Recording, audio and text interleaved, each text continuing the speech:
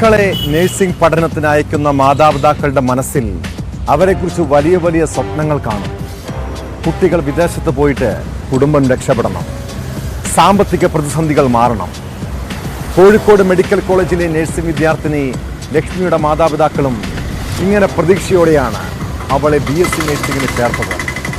പഠിക്കാൻ മിടുക്കിയായിരുന്നിട്ടും ഒന്നാം വർഷ പരീക്ഷയിൽ ചില വിഷയങ്ങൾക്ക് തോറ്റത് ലക്ഷ്മിയെ മാനസികമായി തളർത്തിയിരുന്നു.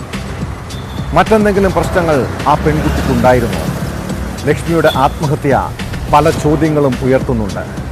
ഉച്ചയ്ക്ക് കോളേജിനടുത്തുള്ള ഹോസ്റ്റലിലാണ് നഴ്സിംഗ് വിദ്യാർത്ഥിനിയെ തൂങ്ങി മരിച്ച നിലയിൽ കണ്ടെത്തിയത്. സംഭവത്തിൽ എന്തെങ്കിലും ദുരൂഹത ഉണ്ടോ എന്ന് പോലീസ് അന്വേഷിക്കണം.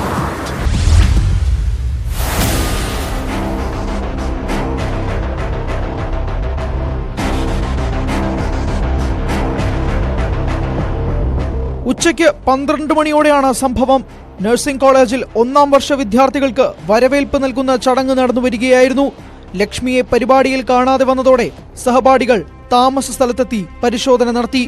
മുറി അകത്തുനിന്നും കുറ്റിയിട്ട നിലയിലായതിനാൽ ഹോസ്റ്റലിലെ ജീവനക്കാരുടെ സഹായത്തോടെ മുറി തുറന്നപ്പോഴാണ് ലക്ഷ്മിയെ തൂങ്ങി മരിച്ച നിലയിൽ കണ്ടെത്തിയത്. മെഡിക്കൽ കോളേജ് പോലീസ് സ്ഥലത്തെത്തി മേൽനടപടികൾ സ്വീകരിച്ചു. ഫോറൻസിക് വിഭാഗം സ്ഥലത്ത് പരിശോധന നടത്തി. കോട്ടയം കിടങ്ങൂർ സ്വദേശിനിയായ ലക്ഷ്മി പഠിക്കാൻ സമർത്ഥയായിരുന്നു. എന്നാൽ ഒന്നാം വർഷ പരീക്ഷയിൽ ചില വിഷയങ്ങൾക്ക് തോറ്റത് ലക്ഷ്മിയെ സമ്മർദ്ദത്തിലാക്കിയിരുന്നതായാണ് വിവരം.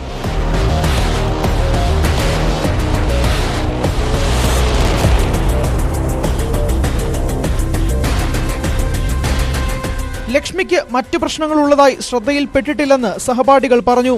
ഒന്നാം വർഷ വിദ്യാർത്ഥികളെ സ്വീകരിക്കുന്നതിനായുള്ള തയ്യാറെടുപ്പുകളിലും ലക്ഷ്മി സജീവമായി പങ്കെടുത്തിരുന്നു. പിന്നാലെ എന്താണ് സംഭവിച്ചതെന്ന ആശങ്കയിലാണ് സഹപാഠികൾ.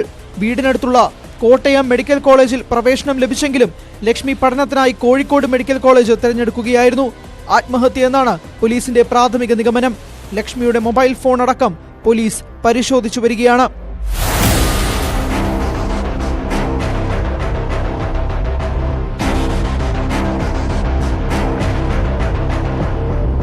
ന്യൂസ് 18 കോഴിക്കോട്.